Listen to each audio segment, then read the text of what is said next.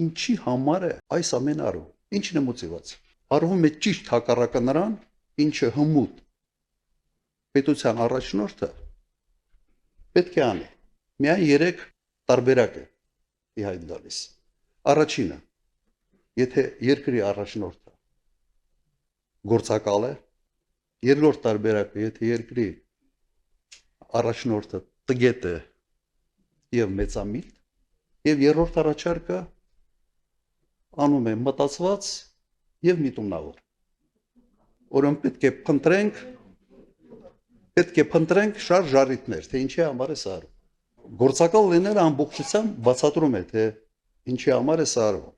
Բայց ես փաստեր չունեմ եւ ունեմ մեկ բանաձև, որ եթե Հայաստանի Հանրապետության վարչապետը լիներ Թուրքիայի գործակալ, կաներ ճիշտ այն քայլերը, որոնք այսօր արվում են։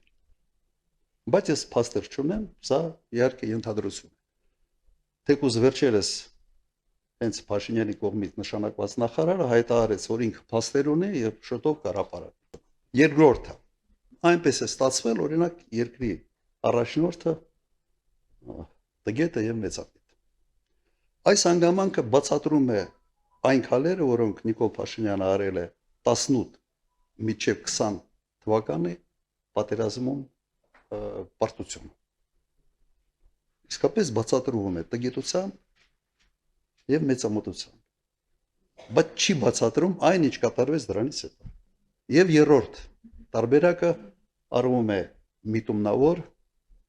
պլանավորված